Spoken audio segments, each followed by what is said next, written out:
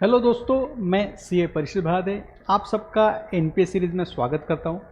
इस वीडियो में मैं लेके आया हूं कि कैटेगरीज ऑफ एनपीए क्या है, असेट क्लासिफिकेशन किस तरह से होता है। There are two types of asset, one is performing asset and one is non performing asset. Non performing asset is further categorise into three parts. One is substandard asset, second one is doubtful asset, third one is a loss asset. तो substandard asset कब कहेंगे हम? अगर कोई account non performing category में चला गया है, वो नॉन परफॉर्मिंग कैटेगरी में लेस देन और इक्वल टू 12 मंथ है, तो हम उसे कहेंगे सबस्टैंडर्ड असेट्स। सेकंड वन, अगर अकाउंट सबस्टैंडर्ड कैटेगरी में 12 महीने से ऊपर है तो उसे हम कहेंगे डाउटफुल असेट।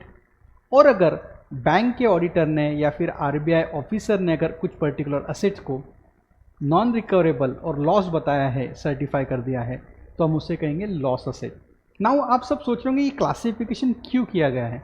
ये क्लासिफिकेशन जिस तरह से टाइम पीरियड होता है अपना, जैसे कोई असेट की अकाउंट में रिकवरी बंद हो जाती है और उसे टाइम जाते जाता है, तो जितना टाइम ज़्यादा लगते जाएगा उतना उसके रिकवरी के चांसेस कम होगा और क्रेडिट वीकनेस बढ़ती जाएंगी। तो इसीलिए basis on the time period asset classification करे गए हैं। तो आरबीआई का जो मास्टर सर्कुलर उसमें पैरा 4.1 कहता है कैटेगरीज ऑफ द एनपीए। तीन कैटेगरीज बताई मैंने आपको। First one is substandard asset, second one is a doubtful asset and third one is loss asset. In doubtful asset there is a further classification available in para 5.3.1, 5.3.2। Categories तीन ही हैं, one is substandard of NPA I am talking about. Categories तीन ही हैं, one is substandard asset, one is doubtful asset and one is loss asset. Now doubtful 1, doubtful 2 and doubtful 3, these three categories are the subcategories of the doubtful asset. That is only for the point of view of how to make the provision. जो provisioning norm है para 5.3.1 and para 5.3.2, this deal with doubtful asset provisioning. तो simple first point है unsecured portion है, unsecured portion है कोई भी loan में, तो उसका प्रोविजन होगा 100%, चाहे वो कोई भी कैटेगरी में हो, डाउटफुल 1 में हो, डाउटफुल 2 में हो या डाउटफुल 3 में हो। Now what is the difference D1, D2, D3, इसमें डिफरेंस क्या है? तो जब से असेट डाउटफुल में गई, अगर वो 1 साल तक है, डाउटफुल अप टू 1 ईयर, तो जो सिक्योर्ड पोर्शन है उस पर आपको प्रोविजन करना है 25%।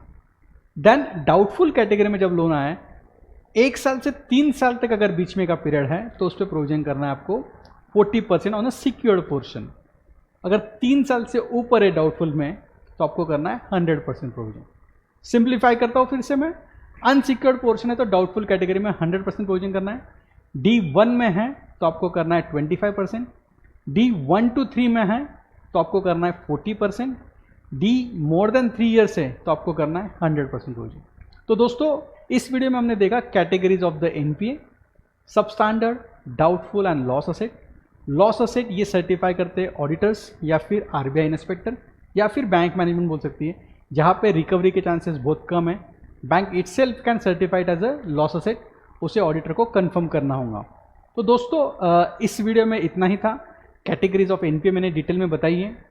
इसी तरह से एनपीए का क्लासिफिकेशन किस तरह से होते हैं, इनकम रिकग्निशन के नॉर्म्स क्या है, डिफरेंट केस स्टडीज लाई है मैंने एनपीए पे, जो मेरे प्लेलिस्ट में अवेलेबल है।